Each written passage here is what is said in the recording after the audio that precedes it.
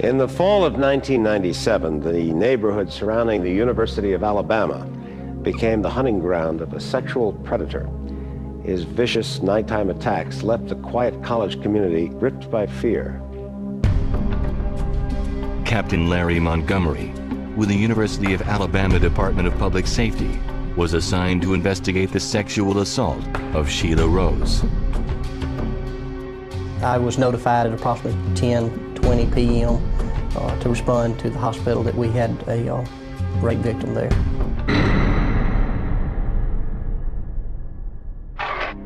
I know it's not easy for you, but I was wondering if I could ask you a few questions.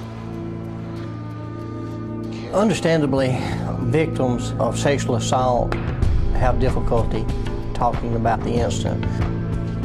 Fortunately, that was not true in this case. Yeah, he was kind of tall. The victim described the suspect as a white male, approximately 5'10", 160 pounds, with brown hair, armed with a black handgun.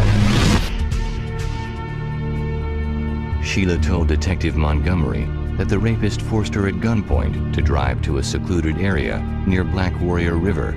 There, she was raped. After the assault, Sheila's attacker ordered her to drive back into town. Other than the physical description, we had DNA evidence collected from the sexual assault kit.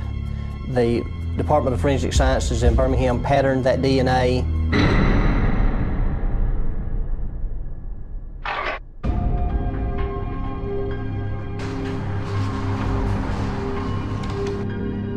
Even though we did not have a suspect to match the DNA up with at that time, it was evidence in the bank.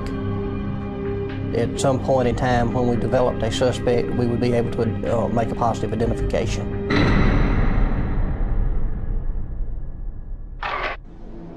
"38 hours after the assault, Tuscaloosa police investigator Mike Everett joined the investigation. One of the very first things we try to do in these sexual assaults is try to determine registered sex offenders that might possibly be suspects as far as descriptions and things like that go. We did a computer search on our Spellman system, which is a computer program data bank for all sex offenders. We put in what information we're looking for, and we pulled up all the names of the white male sex offenders that were in the system. We began the process of elimination, and we were unable to identify a suspect from the list of known sex offenders. Investigators were at a dead end, and it was only a matter of time before the rapist would strike again. Most of these type cases, we usually assume that it's going to happen again. Headquarters, just 10:20. But basically all you can do at that point is notify your patrol units and beef up our patrols. 10:20, disregard. You know it's going to happen again, and you hope that the next time it does, he's going to make a mistake. Unfortunately, authorities would not have to wait long. Just 6 weeks later, another vicious attack occurred. A serial rapist was terrorizing the University of Alabama campus, and no one, it seemed, could stop him.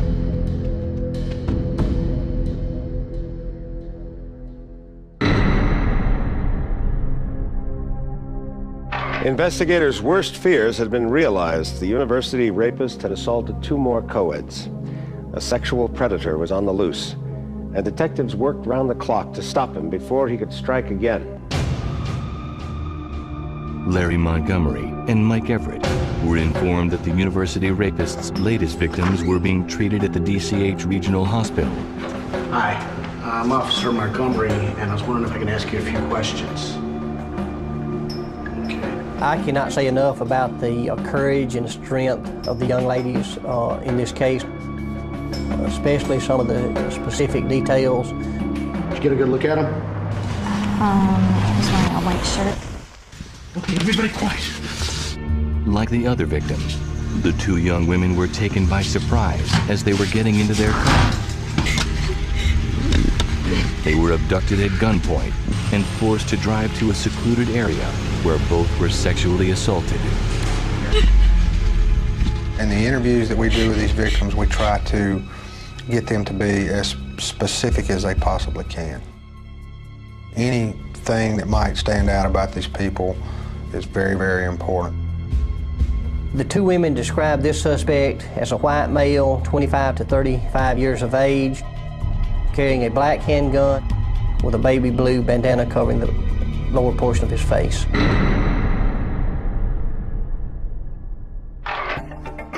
It was vitally important that the community be warned about the rapist, but authorities were careful not to incite panic or compromise the investigation. In order to inform the public that an incident had happened, the University of Alabama Department of Public Safety issued a crime alert. A poster with information about the incident, the location, and as much of a description of the suspect that we could release without damaging the investigation. Those posters were placed at various places around campus. Those releases are also released to the news media. Investigators say the two students were walking to their car here on Reed Street. That's when a white man in his late 20s to early 30s forced the women into their car and took them several miles west of campus, raping one woman and sexually assaulting the other. Two women saw the news coverage of the assaults and called to report some suspicious activity that they had observed in the parking lot of their apartment complex.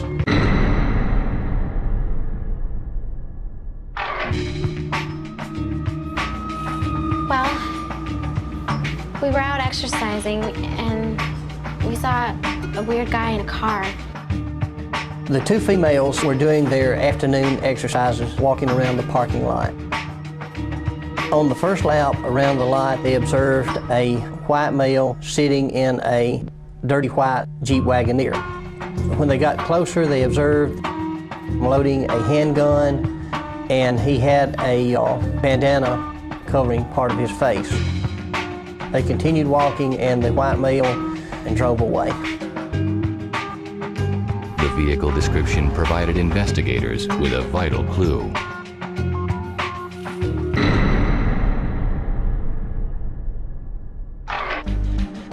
I contacted the Alabama Criminal Justice Center and requested that they provide me a list of all white, beige, and cream-colored Jeep Wagoneers registered in Tuscaloosa County and surrounding counties. They provided me a list of approximately 50 vehicles. One of the names on the list was Lee Antone Ross, a local print shop employee with a history of deviant sexual behavior. Ross also matched the physical description given by the victims. Ross definitely fit the profile of a rapist because he had prior problems with indecent exposure on campus here. It led us to believe that he was a good suspect in this case.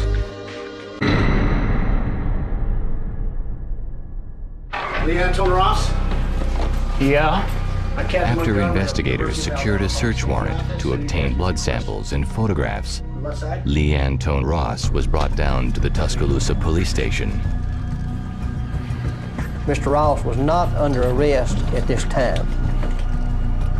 He was merely complying with the order of the court in the search warrant.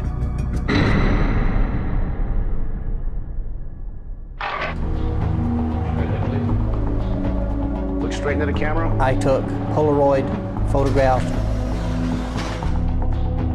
and a registered nurse from an agency that we use came to the office and took a blood sample for comparison of the DNA evidence that we had obtained in the sexual assault kits.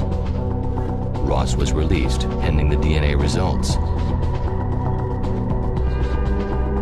In the meantime, detectives showed victims a photo lineup. The way we do photo lineups when we have multiple victims is we separate those victims so that they cannot influence each other.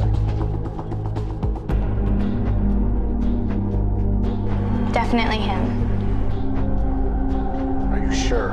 Absolutely. Both victims positively identified Lee Antone Ross as the person that had kidnapped and sexually assaulted them. Based on the positive identification by two victims, an arrest warrant was immediately issued for Lee Antone Ross.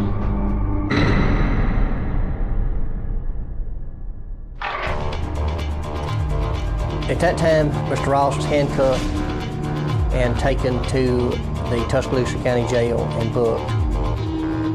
There was no attempt to interview him since he had earlier invoked his constitutional right not to make any statements or any comments. Detectives were confident that the university rapist was now in custody.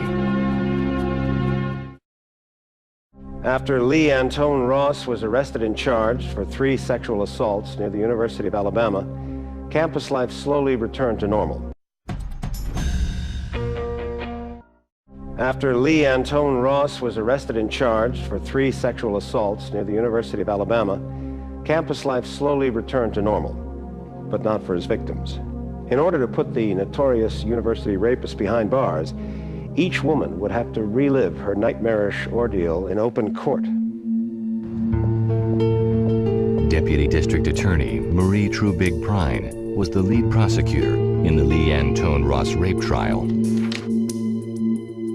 It is quite common for victims to be very scared to testify. These particular women were determined that they were going to testify against this man and that he was going to be brought to justice if there was anything that they could do about it.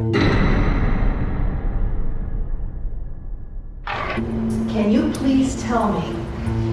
Although difficult, Prine had each victim account in graphic detail their sexual assaults. I was leaving my apartment, and the first victim was at her apartment complex. She stopped to get her mail. She got in the car. She left the door ajar so that she could look through the mail with the light on. And during those few seconds while the door was ajar, Lee Antone Ross approached her with a gun. She started screaming, and he forced her into the car and forced her to drive. He directed her which way to go and eventually got her to an area along the Black Warrior River where he made her pull over and he raped her. After the rape, he made her drive back where she'd originally been abducted. He made her drop him off and wait 2 minutes before she could leave. he got out of the car and said, "Thanks for the good time." I have no further questions, Your Honor.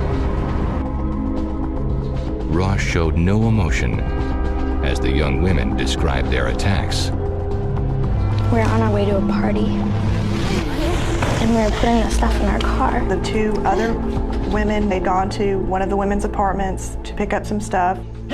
And when the two of them got down to the car and were putting items in the car, Mr. Ross approached one of the victims.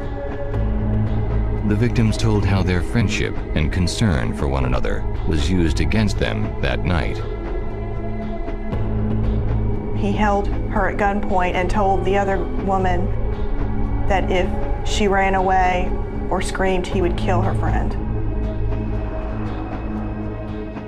He made them drive, giving very specific directions.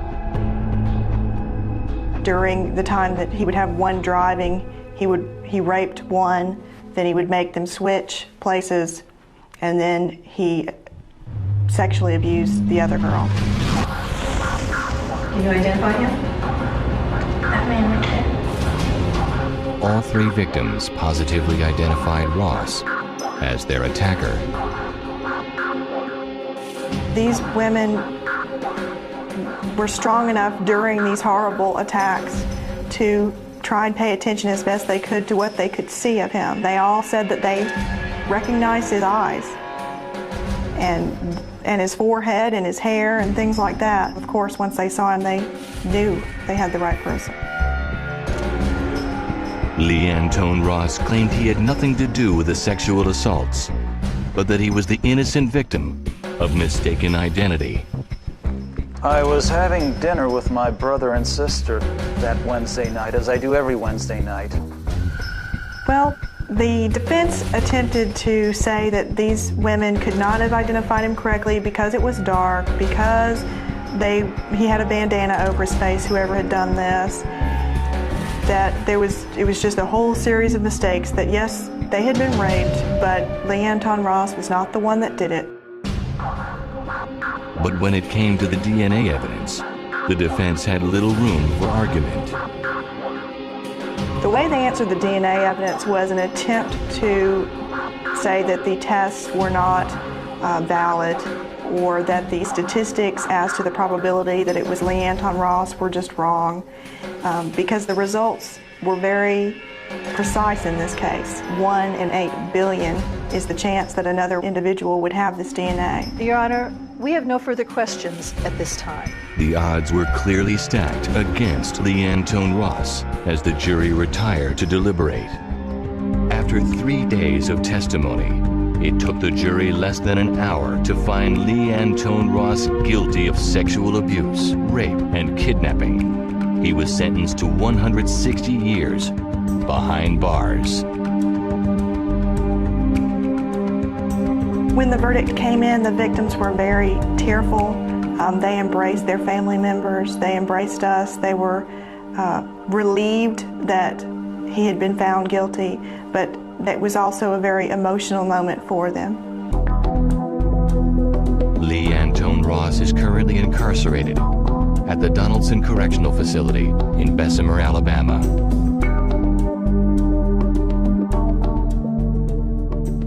In the United States, more than 700 women are sexually assaulted every day. Unfortunately, because of the stigma associated with rape, many of these attacks are never reported. However, increased awareness and innovative support programs are now helping victims and their loved ones cope with the tragic effects of these crimes. I'm Brian Dennehy. Join me for the next episode of Arrest and Trial. Stabbed to death for the combination to a safe, a shopkeeper's killer is brought to justice tomorrow night in another all-new Arrest and Trial. A double bill kicks off at 8.